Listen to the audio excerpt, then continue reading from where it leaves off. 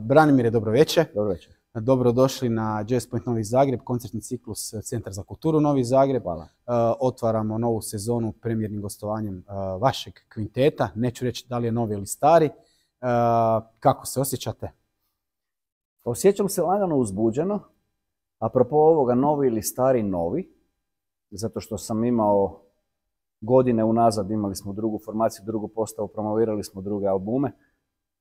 Sad nam je izašao album Free Fall 2023. godine na koji sam izuzetno ponosan jer je baš onako autorski, svirački, bendovski, sve sjelo na mjesto. Imam super ekipu oko sebe s kojom se mogu izraziti kao i oni uz mene i svako uz svakog, tako da imamo jako dobru sinergiju. Ali moram napomenuti jednu drugu stvar. Nekako mi je potajna želja bila zasvirati ovdje kod vas, jer malo sam na YouTube-u promatrao proteklo vrijeme. Situaciju. I vidio šta se tu zbiva. I prošle godine smo bili na dodjeli statusa u Osijeku. I tamo sam igrom slučaja nastupio jednu stvar, smo svirali kolega iz Zadra, Ante Jeličić, Miro je svirao, Valdemar, Adriano. I onako vidio sam da su svirali ovdje i učinilo sam se jako super mjesto za promovirati neku glazbu za koju je nama glazbenicima uvijek na bini drago kada to neko sluša. Kad onako nema baš puno žamora i nema baš da ti neko leđa okrene, nego kad je onako interakcija.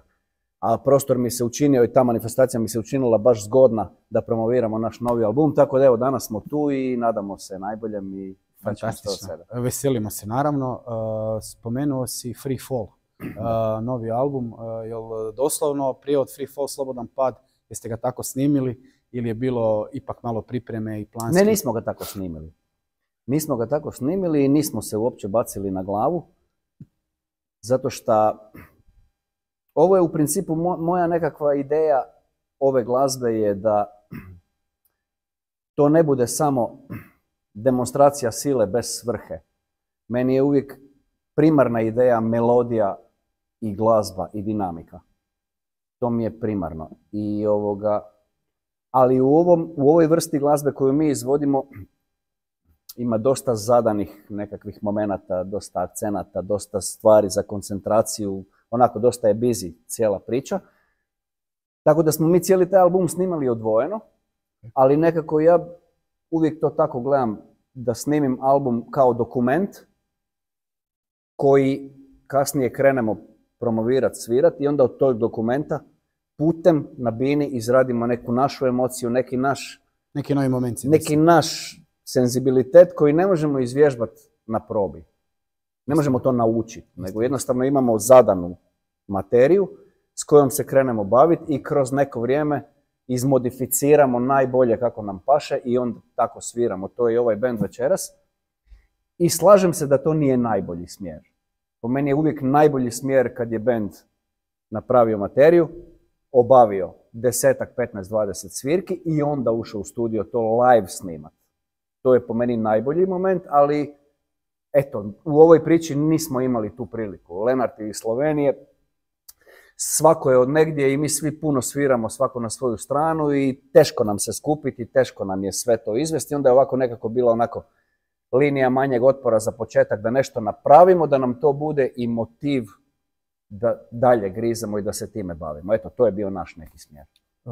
Koliko si kritičan prema sebi, a koliko prema ekipi s kojom sviraš, pogotovo kad se radi nešto novo, kad se pripremate za nekakav, pod navodnicima ću reći, ozbiljni koncert, svi su koncerti ozbiljni, da se ne lažemo. Ja prema ekipi s kojom sviram nisam uopće kritičan, zato što znam njihov nivo, to je moja obitelj, to su ljudi s kojima ja već dugo godina sviram i putujem i radim, imam u njih životno beskrajno povjerenje, koje je užasno bitno na bini. Mi znamo nebrojeno puta imati situacija da nešto sklizne, da nešto, ali više uopće niko na to ne reagira jer se zna da će se desiti izvuče se neka sigurna situacija gdje će neko za nekim... Znači, jako se slušamo, jako imamo puno povjerenja jedni u druge na bini, tako da to je moj izbor glazbenika.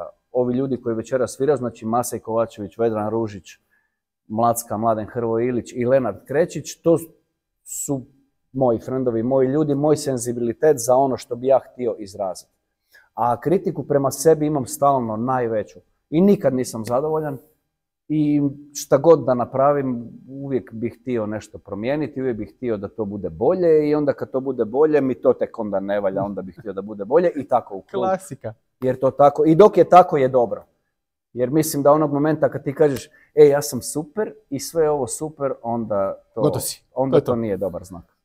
Ne mogu da se ne dotaknem i tvoje, nazovimo je pod navodnicima, mainstream karijere. Dobro.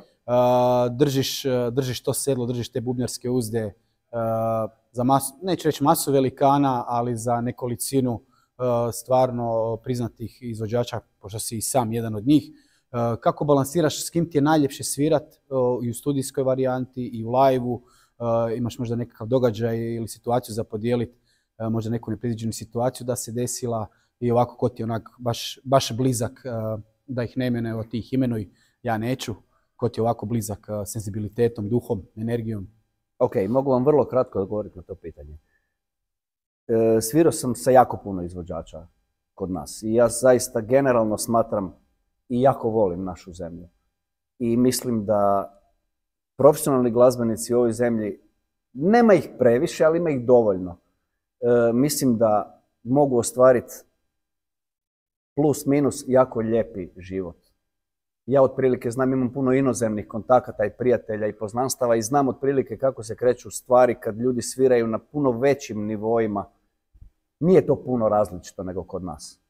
Zato mislim da naša zemlja ima dovoljno terena i dovoljno fenomenalnih glazbenika da ta priča može ići dalje. Sad, ja sam stvarno svirao s puno ljudi, da sad ne duljim.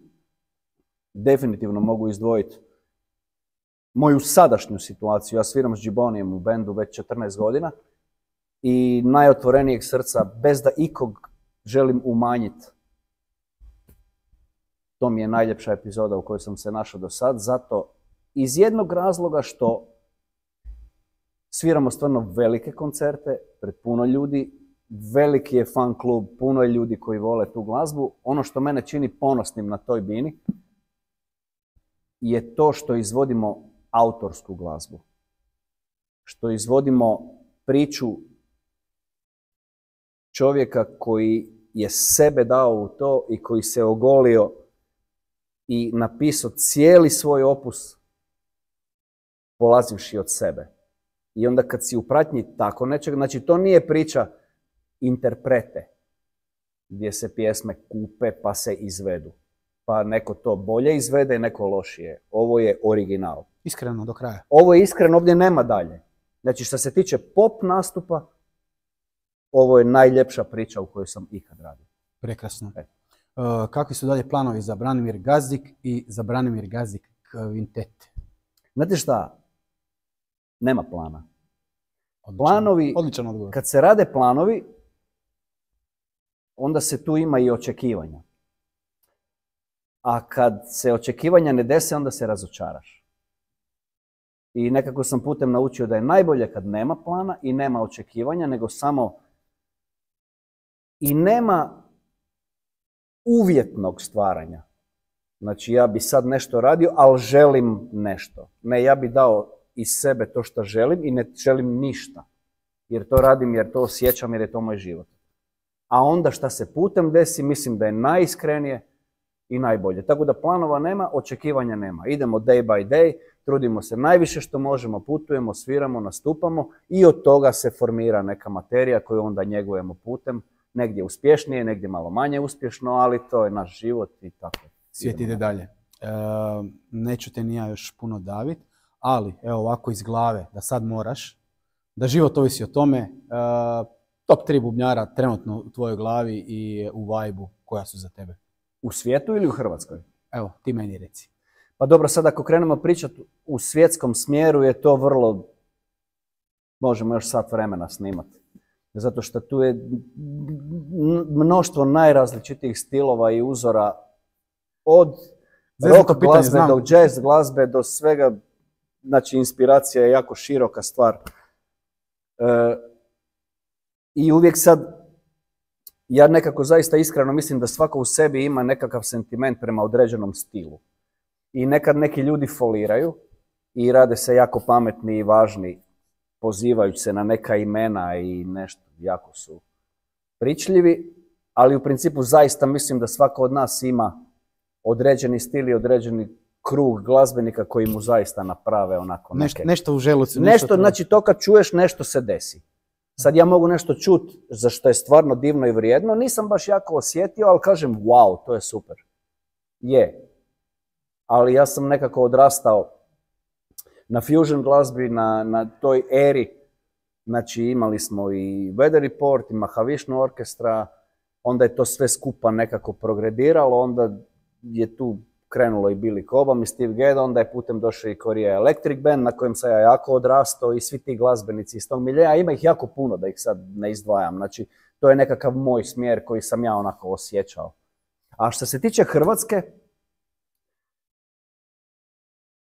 da se kolege ne uvrede. Nema uvrede, nema. To je moj nekakav, moje viđenje. I sigurno ja nisam velikoj većini ljudi uopće u fokusu, kao što meni možda nije neko jer sam previdio, preskočio ili imam neki drugi senzibilitet. Po meni evo ogoljeno, najiskrenije. Sad ću vam odmah izdvojiti 3 lika. Sigurno ih ima još, barem toliko ili duplo, koje ću zaboraviti reći, ali oni koji mi sad odmah padaju na pamet. Ljudi koji su veliki profesionalci, koji su svoj život posvetili tom pozivu, bavljenju glazbom i koji to iz dana u dan rade sve ozbiljnije i ozbiljnije, ponekad do nekih suludih dimenzija. Da. Znači što se tiče all around glazbenika i bubnjara, Marko Lazarić, moj prijatelj, za kojeg stvarno smatram da pokriva jako, jako vrhunski, jako puno stilova i žanrova. Od big benda, od televizije, od festivala, od šansone, od bosanove, od sambe, od malih bendova do svadbe. Znači sve. Drugi bubnjar, za koji je isto moj veliki prijatelj, u kojeg imam neizmjerno veliko poštovanje, za kojeg imam neizmjerno veliko poštovanje, je Dado Marinković, koji je svoj život bezuvjetno dao u to. I iz dana u dan je u sve većim ludilima i divan je prijatelj i jako iskrena osoba i to što radi, radi fenomenalno. Treća osoba, a možda u mom vidokrugu čak i prva, je Janko Novoselić. Uz dužno poštovanje svima, Janko legenda. Bez da puno objašnjavam, to je nekakav moj sentiment, Janko. Prelijepo. Branimire, hvala ti puno na ovom razgovoru, veselimo se koncertu baš jako. Daćemo sve od sebe. I za kraj, evo ako želiš nešto reći našim pratiteljima, prijateljima, korisnicima programa Centra za kulturu Novi Zagreb, sad ti je prilika.